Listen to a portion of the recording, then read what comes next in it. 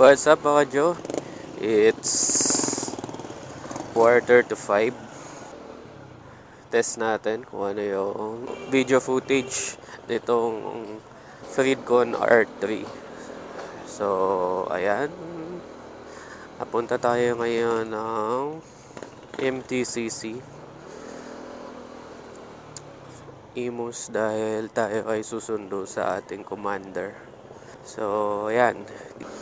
Dito pala ako sa lugar na to nagwo-work. Malapit sa Imus Plaza. So, ayun. Ito pala yung naka-turn on yung external microphone. Kamusta yung audio natin? Iparinig ko pala sa inyo kung ano naman yung audio natin kapag naka-off yung external microphone. So, dalawa kasi yung mic na nakakonect dito. Yung isa nga, yung nakasaksak. Tapos yung isa, yung mismong built-in. So, subukan natin na i-off yung external mic. So, ito na.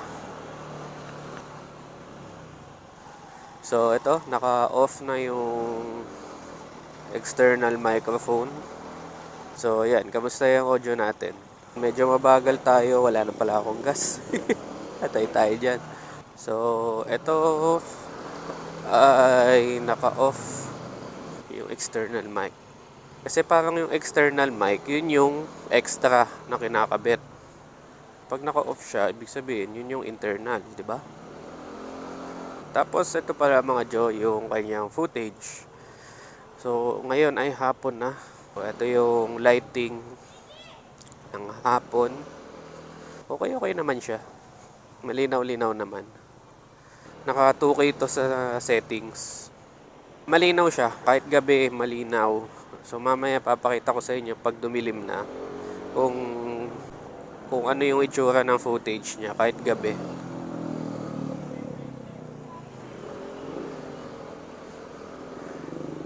So, mamaya, pagdating ko doon, ipalit ulit natin yung external mic on.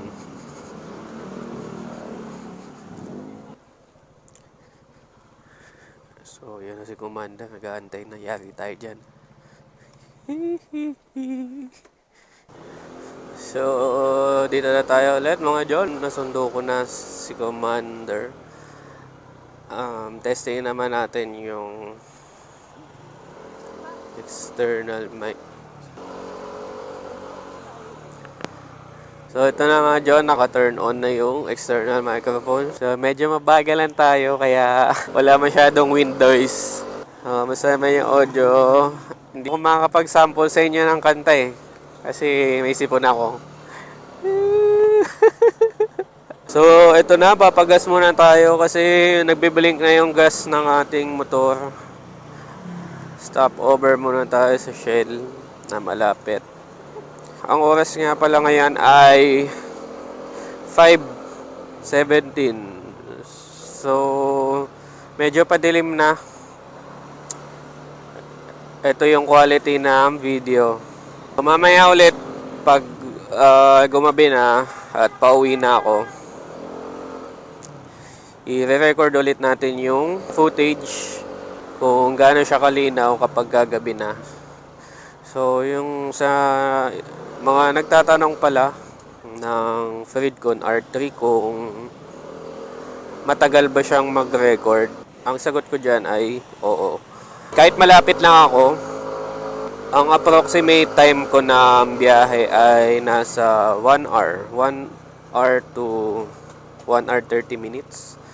So, nagagamit ko tong Freedcon ng siguro mga 4 days bago siya malobat. Medyo matagal talaga siya. Inaabot siya ng mga 1.5 hours times 4, 3 o 6. Parang minimum niya mga 6 eh. Ganon. So, pagas muna tayo mga Joe. Mamaya natin tuloy yung kwento. So, yun mga Joe, balik tayo sa topic. So, may nagtatanong pala kung matagal daw ba yung video coverage ng Fredcon R3. So, ang sagot ko ay oo. Dahil na-try ko na siya sa araw-araw. At ang biyahe ko nga, ayun nga, nasa 1 oras kalahati. Yung papunta ko ng Pagsundo, tapos papunta sa office, tapos pauwi, yung total nun ay more or less mga ganon, 1.5 hours to 2 hours. Nagagamit ko pala siya ng hanggang 4 days, 4 to 5 days, ganon. Ang total time na nagagamit ko siya ay mga ganon, 6 hours to 8 hours. Matagal na rin siya para sa tuloy-tuloy na pag-record ng 2K. Nakakonect ka pa dun sa Bluetooth. Yung Bluetooth pala niya, pwede ka sumagot sa tawag habang nagbabiyahe ka. Tapos sa mga ibang nagtatanong pala kung pwede ba siya ng sabay, yung pag-music, pwede din po. Pwede kayong mag-record at the same time nakikinig ng music. Ako hindi ko siya masyadong prefer kasi gusto ko naririnig ko yung paligid. Kaya bihira ako magpatugtog habang nasa biyahe. Aray, ang traffic.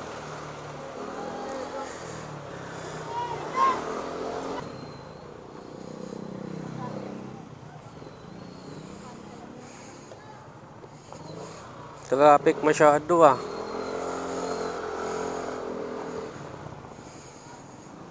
So, ayun, sa mga gusto ng Fredcon R3 na Bluetooth intercom, ang masabi ko lang, sulit naman din siya kasi sa araw-araw hindi mo naman alam kung ano yung mangyayari sa daan. So, hindi lang din siya simply na pang vlog or whatever reason, pero mas magagamit mo siya talaga as dashcam kasi matagal siya malobat eh.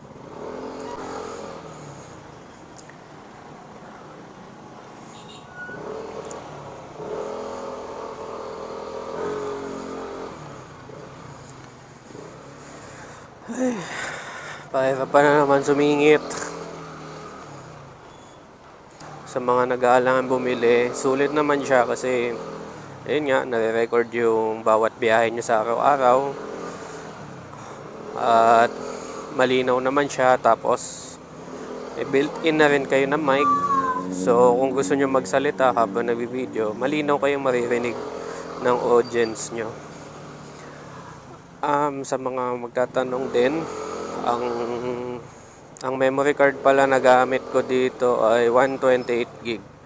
Yung naka-max endurance ako ng SanDisk. So, yun kasi yung maganda pang mga dashcam tsaka mga CCTV. Yun daw yung ginagamit. So, yun yung binili ko.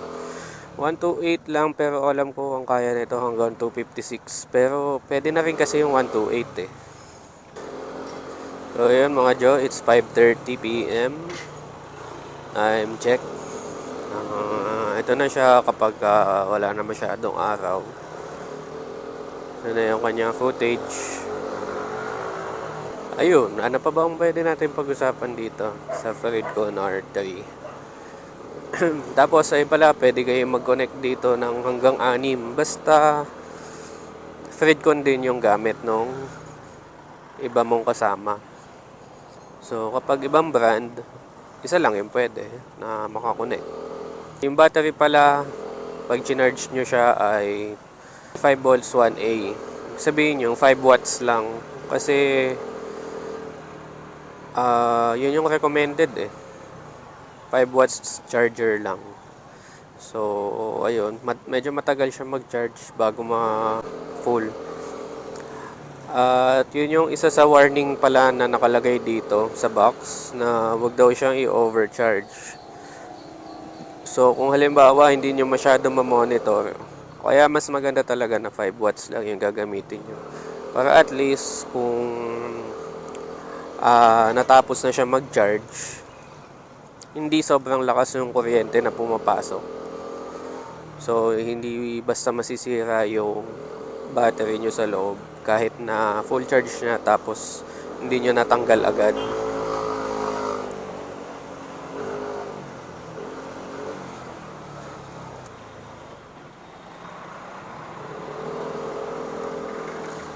So, ayun, makunat naman yung battery nito. Tagal talaga siya malobat.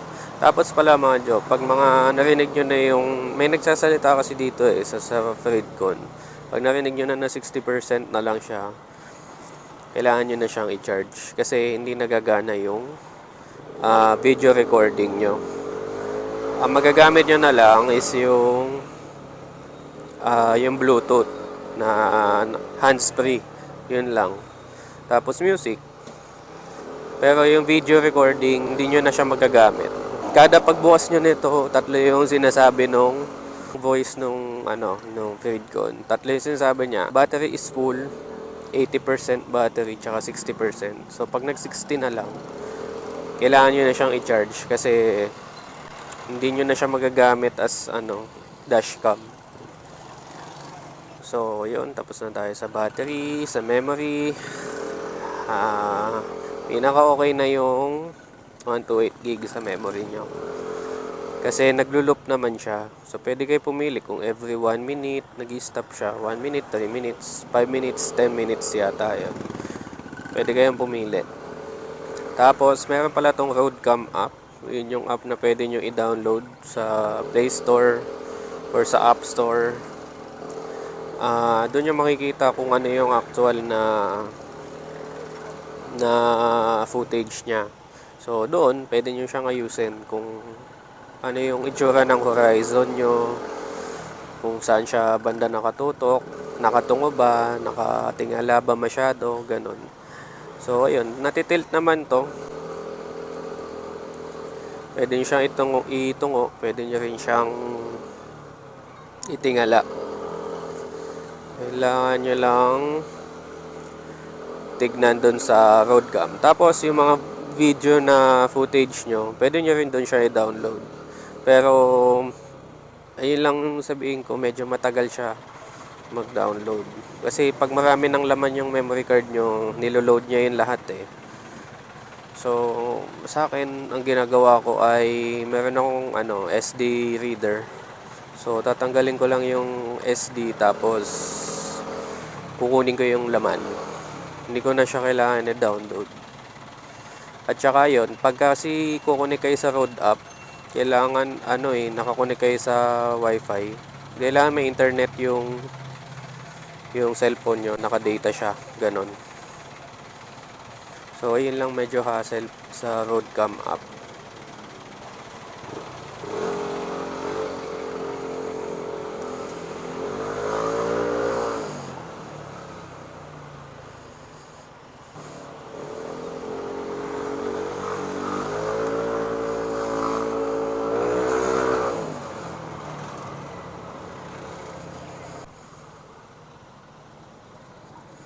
Okay na tayo sa memory, sa battery, tapos sa footage. Ito yung actual niya. Habang nagkukwentuhan tayo, yung audio, ayan, pakinggan nyo na lang din yung audio niya.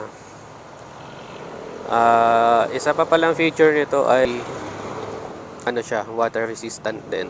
So, nagamit ko na din to habang naulan. Okay naman din siya, hindi naman siya nagloko. Medyo lang, kasi syempre pag napatakan yung camera nyo, medyo lalabo siya, o kaya pag nag-moist.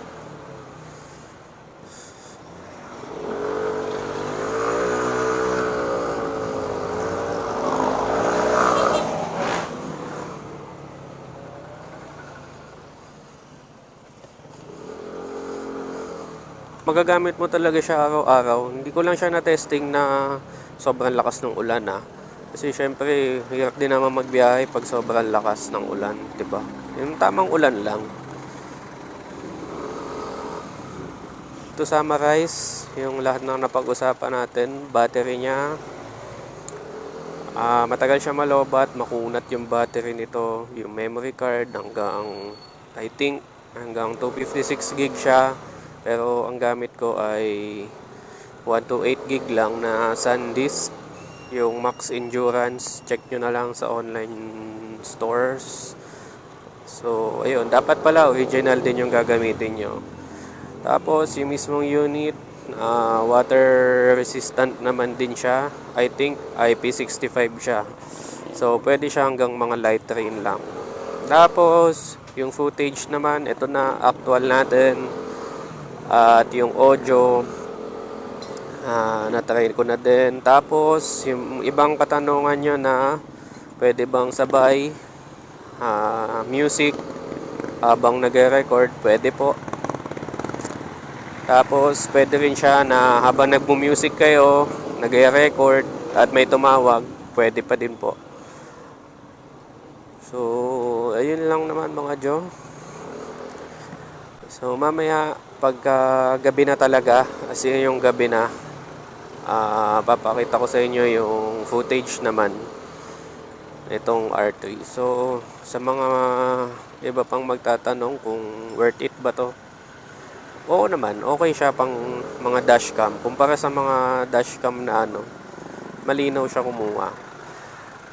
Pero as for motovlogging, pwede na. Pero expect nyo lang na hindi sobrang linaw nung magiging footage nyo kumpara sa mga Insta360, DJI Action Cam. Iba pa rin syempre yon kasi yun talaga yung built nun eh. Wala siyang ibang feature kundi mag-produce ng videos tsaka photos. So, kumbaga, doon kasi siya nakafocus. Ito kasi marami tong mga features eh. So, ayun mga Jo. Medyo madilim-dilim na rin. So, ito yung mga 6 PM na video footage natin. So far, okay naman. Pwede nyo rin siya magamit as starting sa pagmamotovlog tulad ko, ganon. Kasi wala naman akong action cam. So, kung mag-upload ako ng mga motovlogging, ito yung pwede kong maging panimulang camera. So, ayun mga Jo. Salamat po sa inyong pakikinig. Mamaya ulit ay testing natin kung ano yung video footage niya kapag madilim na talaga. So, yun lang muna. Pause muna tayo for a while. Then, babalik ako ulit. So, ito na mga Jo. It's 11:46 ng gabi. So, ito, sobrang madilim na talaga. Ayan yung kanyang video footage kapag gabi na. So, ayan, tingnan nyo na lang. Samahan nyo ako sa aking pagbiyahe pa uwi. So, ito siya, pag pinatay ko yung MDL. So, ayan, medyo madilim na.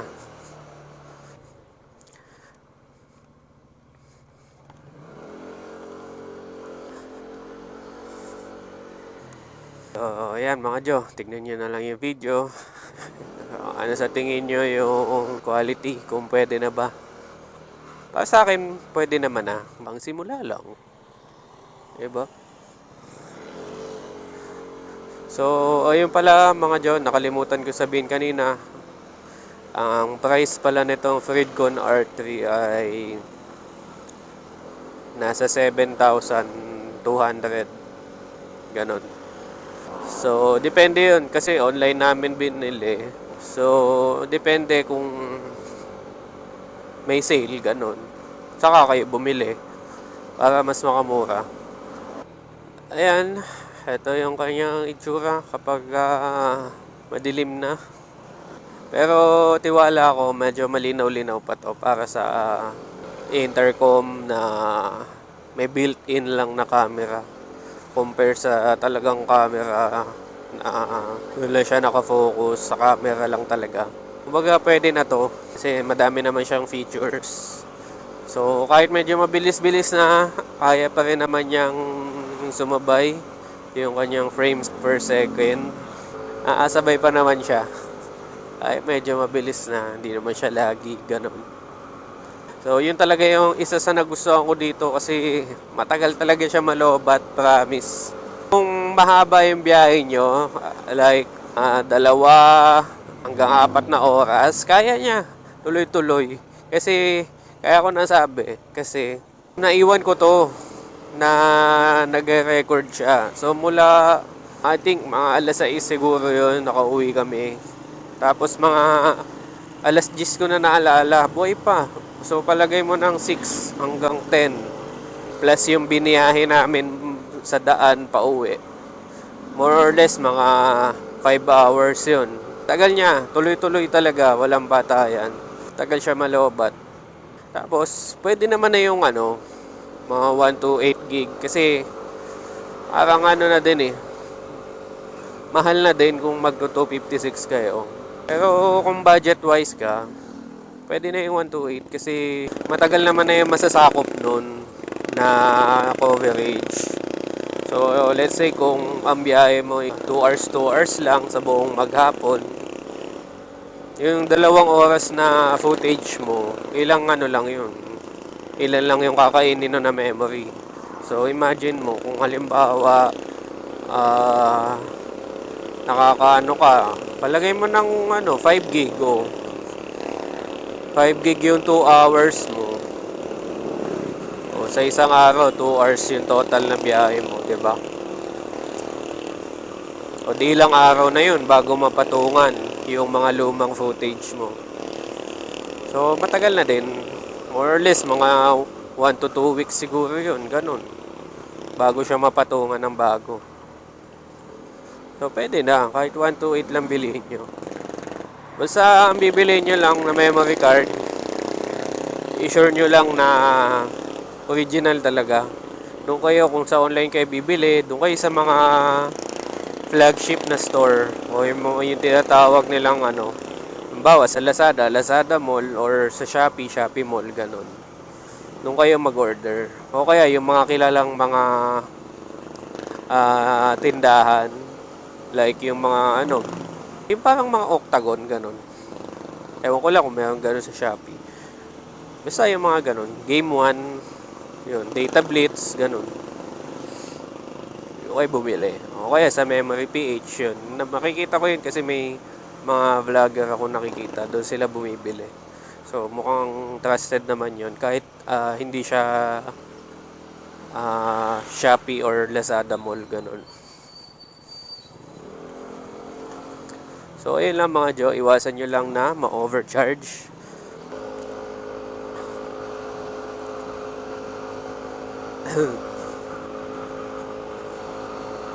Oo, yan. Medyo mabilis-bilis na tayo.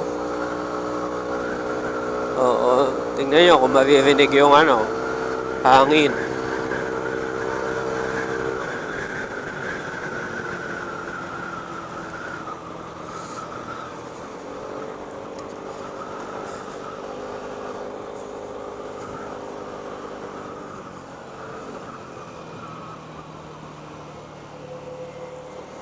So, dito na tayo mga Jo.